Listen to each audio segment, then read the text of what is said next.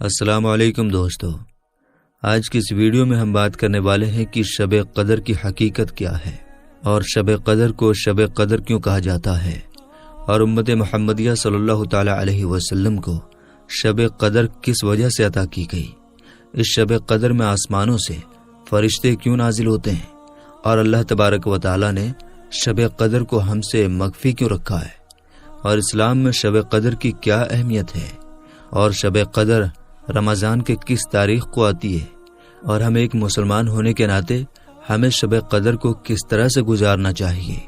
میرے دوستو، ان تمام سوالات کے جوابات ہم آپ کو قرآن و حدیث کی روشنی میں دیں گے، لہٰذا ہماری آپ سے یہی ریکویسٹ ہے کہ ہماری اس ویڈیو کو پورا ضرور دیکھیے گا تاکہ آپ شب قدر کے تمام فضائل و برکات کو حاصل کر سکیں۔ میرے دوستو، شب قدر کی ایک بڑی فضیلت یہ ہے کہ اس کے متعلق قرآن کریم میں پوری سورت نازل ہوئی ہے جس کا نام سورۃ القدر ہے۔ اللہ تبارک و تعالی قرآن پاک میں یوں ارشاد فرماتا ہے، ترجمہ: اے کنز ایمان، بے شک ہم نے اسے یعنی کہ قرآن کو شب قدر میں اتارا، اور تم نے کیا جانا کیا ہے شب قدر؟ 1000 مہینوں سے بہتر ہے۔ اس میں فرشتے اور جبرائیل علیہ السلام اترتے ہیں اپنے رب کے حکم سے ہر کام کے لیے، اور سلامتی ہے صبح چمکنے تک۔ میرے دوستو، اس صورت سے معلوم ہوا کہ شب قدر ایسی بابرکت اور عظمت و بزرگی والی رات ہے جو 1000 مہینوں سے بہتر ہے۔ اسی رات میں قرآن حکیم لوح محفوظ سے آسمانی دنیا پر نازل ہوا۔ اسی رات میں فرشتے اور جبرائیل علیہ السلام زمین پر اترتے ہیں۔ اسی رات میں صبح طلوع ہونے تک خیر و برکت نازل ہوتی ہے، اور یہ رات سلامتی ہی سلامتی ہے۔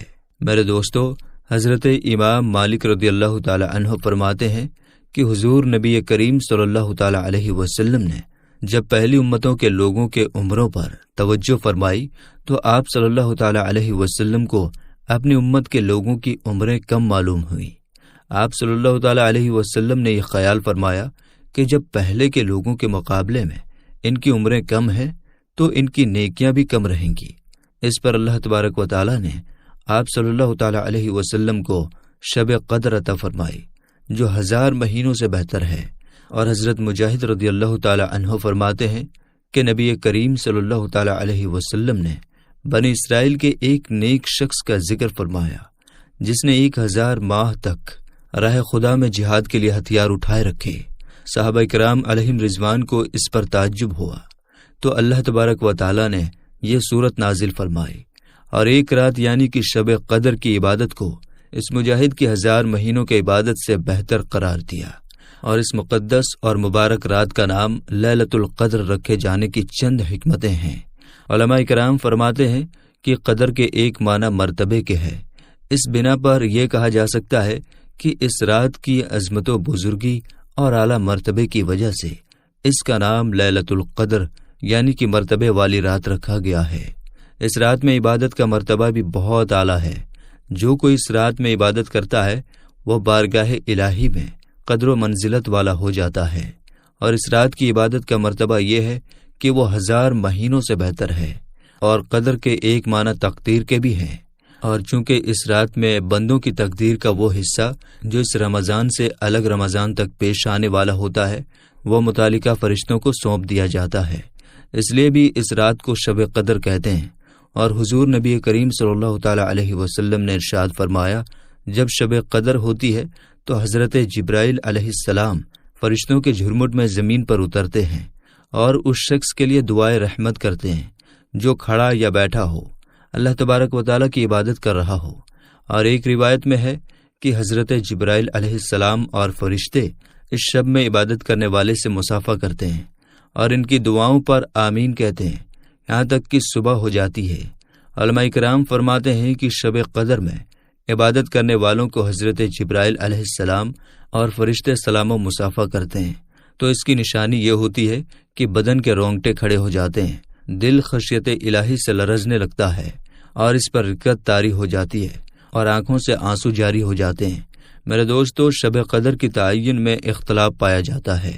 بعض کہتے ہیں کہ شب قدر سال بھر میں کسی بھی وقت آ سکتی ہے، اور بعض کہتے ہیں کہ شب قدر رمضان کے آخری عشرے کی تاک راتوں یعنی کہ 21، 23، 25، 27 اور 29 کی رات میں ہوتی ہے۔ بہرحال دوستو، کثیر علماء کے نزدیک 27ویں شب شب قدر ہے۔ حضرت امام اعظم ابو حنیفہ رضی اللہ تعالی عنہ سے یہی مروی ہے، اور حضرت امیر معاویہ رضی اللہ تعالی عنہ سے روایت ہے کہ آقا و مولا صلی اللہ تعالی علیہ وسلم نے ارشاد فرمایا، شب قدر رمضان کے 27ویں شب ہے، بحوالہ سنن ابی داؤد جلد نمبر 1 صفحہ نمبر 197۔ اور حضرت عثمان بن ابی العاص رضی اللہ تعالی عنہ کا ایک غلام بحری جہاز کا ملا رہا تھا، یعنی کہ وہ بحری جہاز چلاتا تھا۔ وہ ان سے کہنے لگا، ایک چیز میرے تجربے میں بہت عجیب ہے، وہ یہ کہ سال میں ایک رات سمندر کا کھارا پانی میٹھا ہو جاتا ہے۔ تو آپ رضی اللہ تعالی عنہ نے فرمایا کہ جب وہ رات آئے تو مجھے ضرور بتانا، رمضان کے 27ویں شب کو۔ اس نے کہا کہ یہ وہی رات ہے۔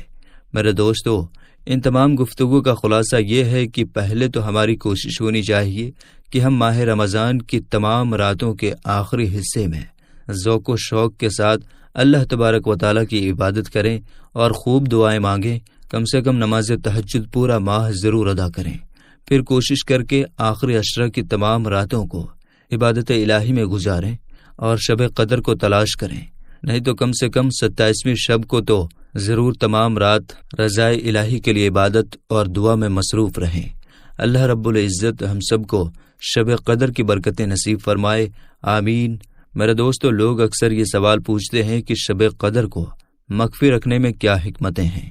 علماء کرام کا اس حوالے سے یہ کہنا ہے کہ اگر شب قدر کو ظاہر کر دیا جاتا تو کم ہمت لوگ اسی رات کی عبادت پر اتباع کر لیتے اور دوسرے راتوں میں عبادت کا اہتمام نہ کرتے۔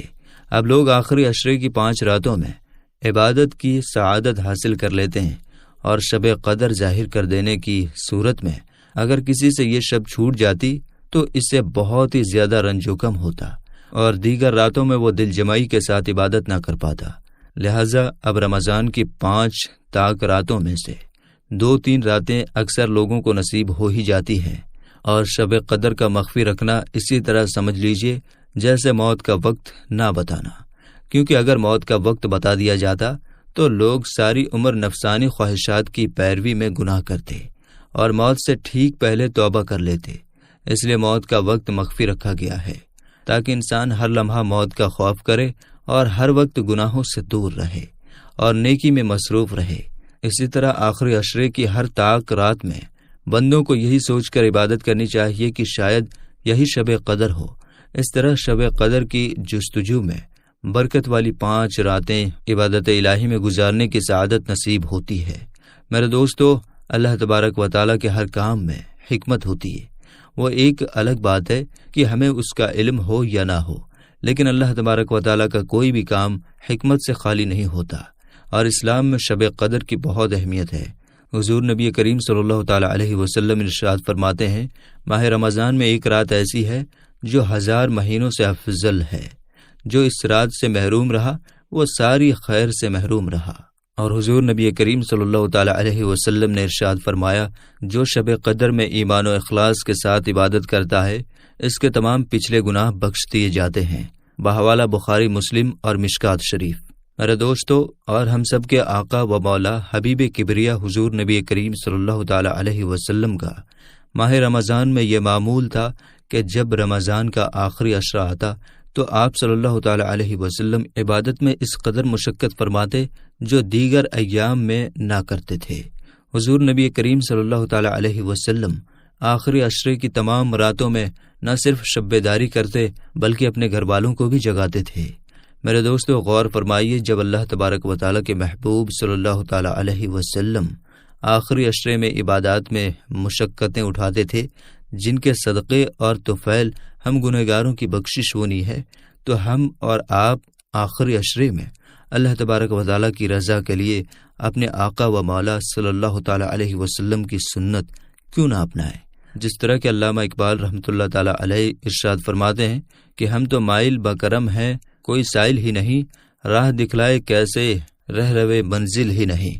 آخر میں اللہ تبارک و تعالیٰ سے دعا ہے کہ اللہ تبارک و تعالیٰ ہمیں شب قدر کی قدر کرنے کی توفیق عطا فرمائے اور اس شب میں زیادہ سے زیادہ نیکیاں کرنے کی توفیق عطا فرمائے۔